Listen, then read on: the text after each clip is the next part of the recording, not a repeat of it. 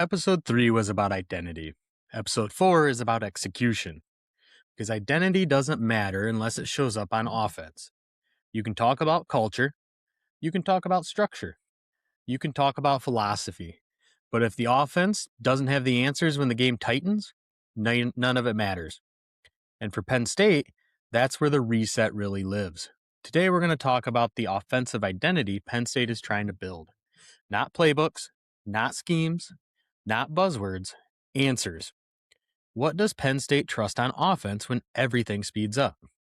What do they lean on when the margin shrinks? What survives late in the fourth quarter? That's the difference between competing and dictating. Let's start with a hard truth. Penn State's offense didn't fail because it lacked talent. That's the easy narrative. And it's wrong. Penn State consistently put NFL players on the field. They recruited well, they developed skill players, they cycled quarterbacks with upside. But when games tightened, the same problems kept showing up.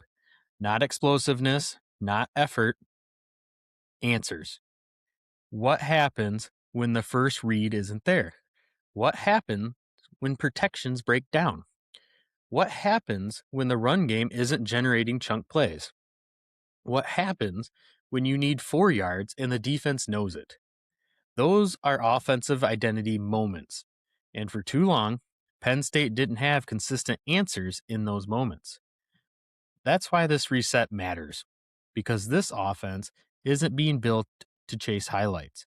It is being built to survive pressure. One of the biggest mistakes fans make is thinking offensive identity starts with scheme. It doesn't. It starts with priorities. What do you value more, control or chaos? What do you value more, flexibility or explosiveness?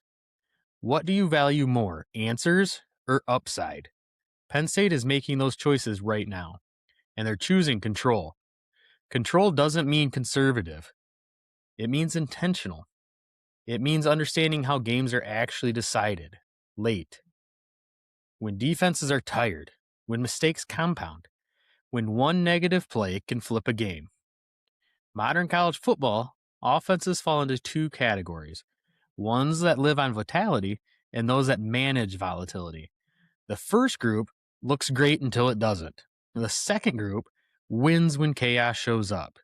Penn State is trying to become the second. Let's talk about what that actually means. Offensive identity starts with answers. Every good offense has answers built in. Not trick plays, not gadgets, answers. If a defense does X, the offense does Y. If coverage rotates, the quarterback knows where to go. If pressure comes, there's a built-in outlet. If the run gets stuffed, the offense doesn't panic. That's identity. For too long, Penn State's offense relied on rhythm. When rhythm was there, things flowed. When rhythm broke, everything slowed down. That's a problem, because elite defenses don't let you stay comfortable. This reset is about eliminating that dependency. The offense must function even when things get ugly, especially when things get ugly. That's why the quarterback role changes in importance during a reset. Not in terms of star power, in terms of responsibility. The quarterback doesn't need to be spectacular. This is where fans sometimes get uncomfortable, because we love upside. We love ceiling. We love imagining what could be. But reset years are not about ceiling. They're about stability. The quarterback in this offense is not being asked to be a hero. He's being asked to be a translator. Translate the play call to the field. Translate coverage to decision. Translate chaos into order. That's the job. Look at recent national champions. They didn't always have the most physically gifted quarterbacks. They had quarterbacks who understood the offense, who protected the ball, who made correct decisions under stress, who didn't panic when the plan broke. That's what Penn State is prioritizing. Quarterbacks who can manage moments, because moments decide games. The quarterback must know where the outlet is before the snap, what the answer is versus pressure, how to get the offense lined up quickly, how to slow things down when momentum swings. This offense is not being built around improvisation. It's being built around trust. trust in the structure, trust in timing, trust in answers. That doesn't mean the quarterback can't make plays. It means plays come within the framework, and frameworks win late. Why control matters more than chaos? Penn State is not trying to become an offense that lives on explosive variance. Those offenses look great against overmatched teams. They struggle against elite defenses. Control means winning on early downs, avoiding second and long, reducing negative plays, keeping the defense off the field, maintaining leverage late. You don't need to score quickly every drive. You need to score reliably. Reliability is the difference between 9 wins and 11. This is why the run game matters differently now. Not as a highlight generator, as a stabilizer. Penn State's run game isn't being rebuilt to chase home runs. It's being rebuilt to control tempo, to force defenses to respect physicality, to create manageable down and distance. The most important run in football is not the 40-yard touchdown. It's the 4-yard gain on 2nd and 6. That's the run that keeps the offense alive. That's the run that lets play action exist. That's the run that wears down defenses. This offense wants to be able to run when the defense knows it's coming. That's identity. To do that, the offensive line becomes foundational. Not dominant overnight, functional, communicative, reliable. Offensive lines in reset years don't need to be elite, but they do need to be dependable. Missed assignments kills offenses. Communication errors kill drives. Negative plays kill momentum. Penn State's offensive line priority is clarity. Who blocks who? Who picks up pressure?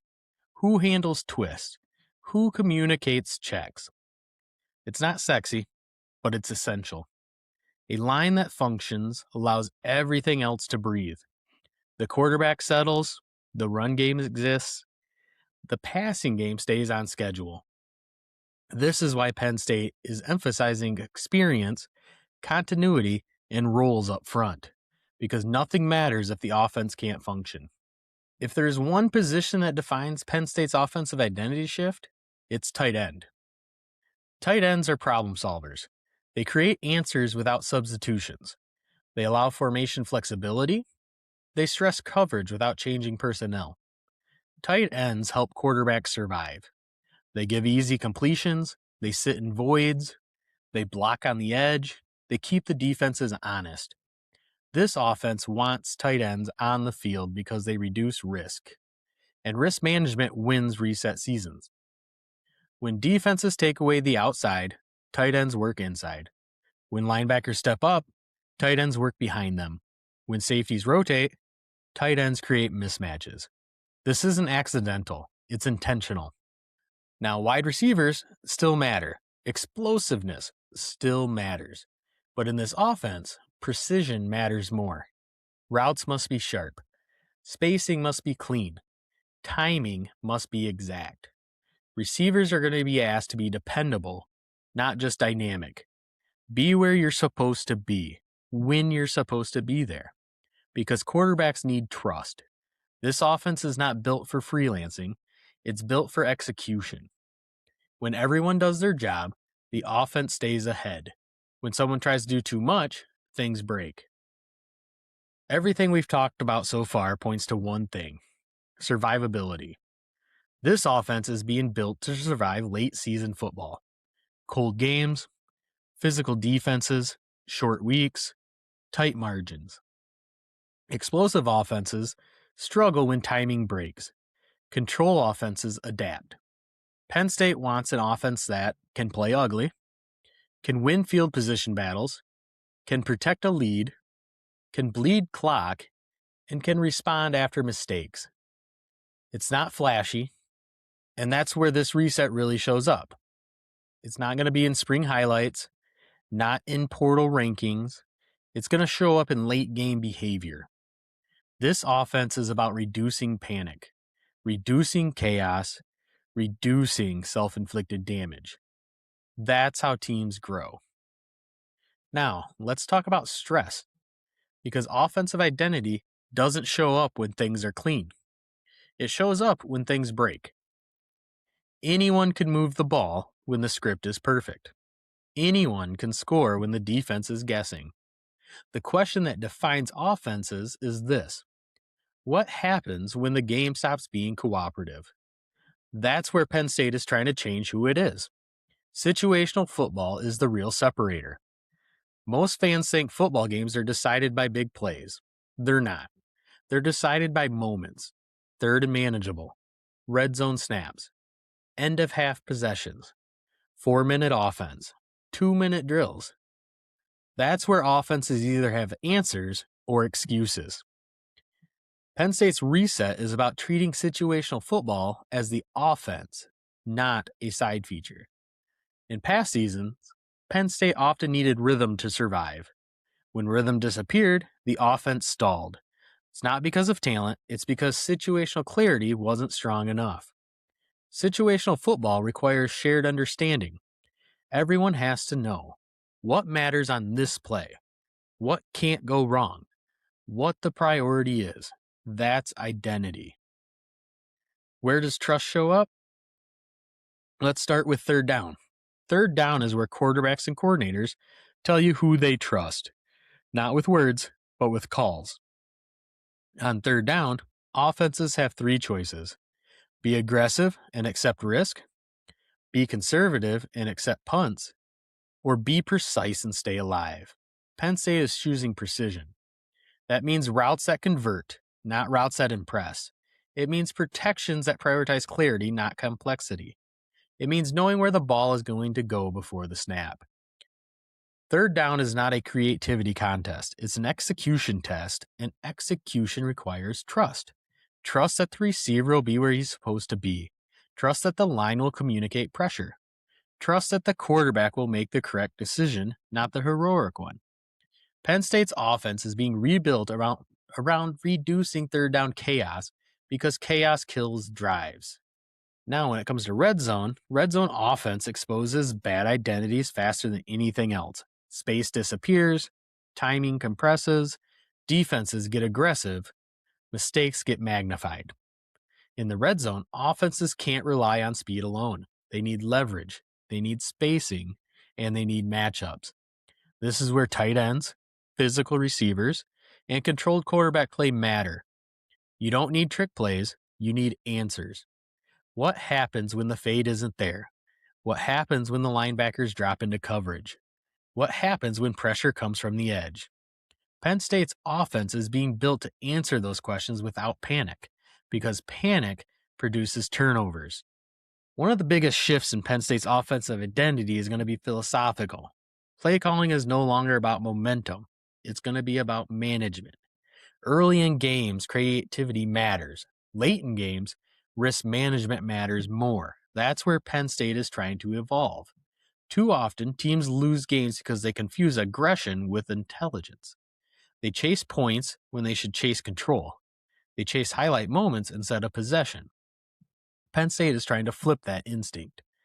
When you're protecting a lead, the goal is not to score fast, the goal is to shorten the game.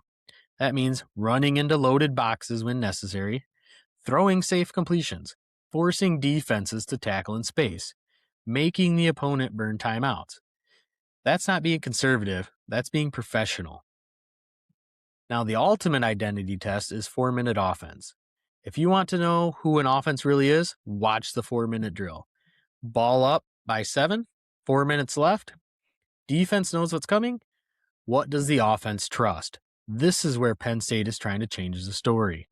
For years, this is where tension crept in, because the offense didn't always trust itself. 4-minute offense is not about creativity, it's about belief. Belief that you can run the ball.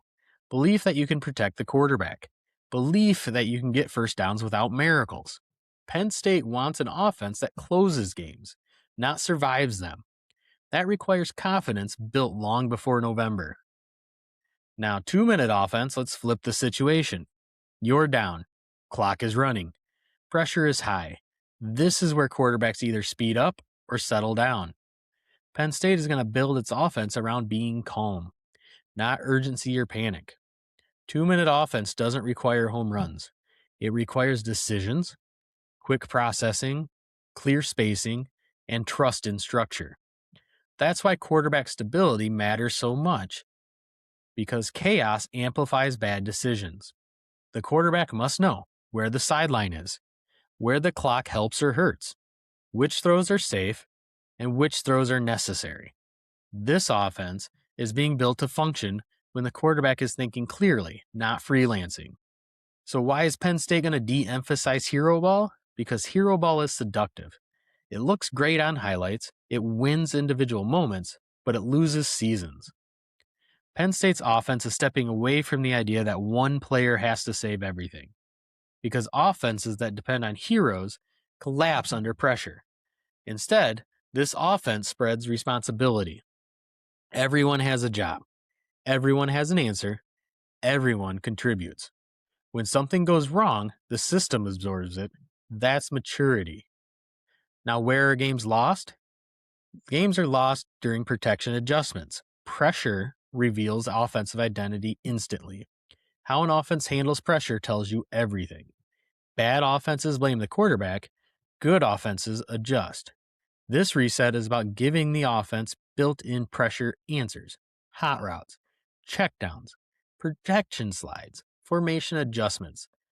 That doesn't eliminate sacks, but it eliminates panic. When pressure comes, the quarterback shouldn't be surprised. The ball should already know where it's going. That's how offenses survive against elite defenses.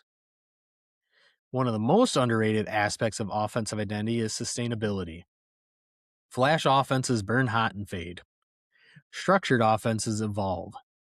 Penn State is building an offense that can adapt as personnel changes, because identity outlives players.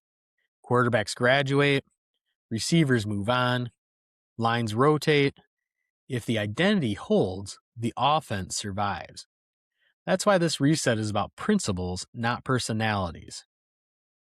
So what's this offense not trying to be? This is important. Penn State is not trying to be the fastest offense in the country or the most explosive offense every week, an offense that lives on trick plays, or an offense that needs perfect rhythm.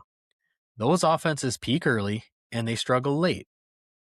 Penn State is trying to be predictable in good ways, reliable under pressure, disciplined in chaos, dangerous because it doesn't beat itself.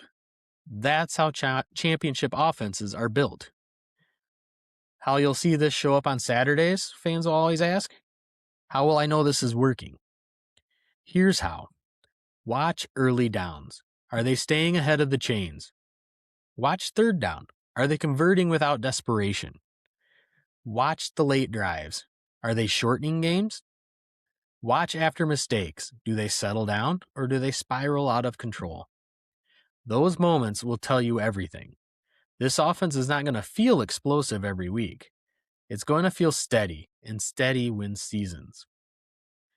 Lastly, let's talk about expectations, because this is where fans often misjudge progress. Offensive resets don't announce themselves with fireworks. They show up quietly, in fewer negative plays, in better clock management, in calmer quarterbacks, in drives that don't collapse after one mistake. That's how you know an offense is changing. Success is not a stat line. This is the hardest part for fans. We are conditioned to judge offenses by totals, points per game, yards per play, explosive plays. While those numbers do matter, but they lag behind reality. Early in an offensive reset, the numbers lie, because identity changes before production does. The real indicators show up first in behavior. How does the offense respond after a sack? Does it spiral or does it reset? How does it respond after a turnover? Does it press or does it settle? How does it handle third and short? Does it trust itself or outthink itself? Those moments tell you whether an offense is learning to survive pressure. Why patience matters more than optimism. There's a difference between patience and blind faith. Patience is informed. It understands process. Blind faith expects instant payoff. Patience understands that resets take reps. This offense is being rebuilt to function late. That means it may not explode early, and that's okay. Fans often get frustrated when they don't see immediate fireworks, but fireworks don't equal growth. Stability does. If the offense looks calmer in week 8 than it does in week 2, it's working. If it looks more decisive in November than September, it's working. Growth is not linear, but direction matters. The Big Ten doesn't reward finesse. It rewards discipline. The games are physical, weather matters, margins shrink, and defenses adjust. Offenses that rely on speed alone struggle. Offenses that rely on answers survive. Penn State is building an offense that can win low-scoring games, physical games, sloppy games, and cold games, because those are the games that are going to decide the season. The most important stat you won't see is confidence. Confidence shows up when the quarterback doesn't rush throws. The line doesn't flinch at movement. Receivers don't freelance, and the play callers don't panic. Confidence is the product of clarity, and clarity is what this offense is chasing. This offense is not being built to peak in September. It is being built to peak when it matters the most. It's a hard sell, but it's the right one. Teams that peak early fade late. Teams that grow late break through. Penn State is choosing the second path. If you want to evaluate this offense honestly, stop doing these things once the season starts. Stop judging drives in isolation. Stop reacting to single plays. Stop assuming every punt means failure. Stop equating aggression with progress. Instead, watch patterns. Watch the decisions. Watch the trust. Is the offense learning to close? Is it learning to recover? Is it learning to dictate? Those answers matter more than yardage totals. One of the most underrated parts of offensive identity is how it supports the defense. Good offenses don't just score points. They protect. They protect by controlling tempo, sustaining drives, winning field position, keeping the defense fresh. This offense is being built with defensive reality in mind because complementary football wins championships. This is not a finished product. It's not supposed to be. Reset years are about foundation, not polish.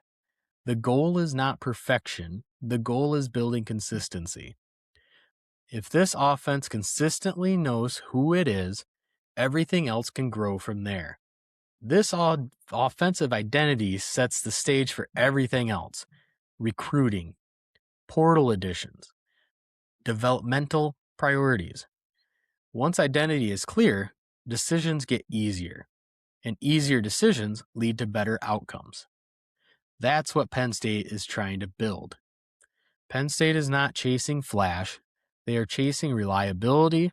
They are chasing answers. They are chasing late game trust. This offense is not about what looks good on Saturday afternoon. It's about what holds up when the game tightens. That's how you stop drifting. That's how you start dictating.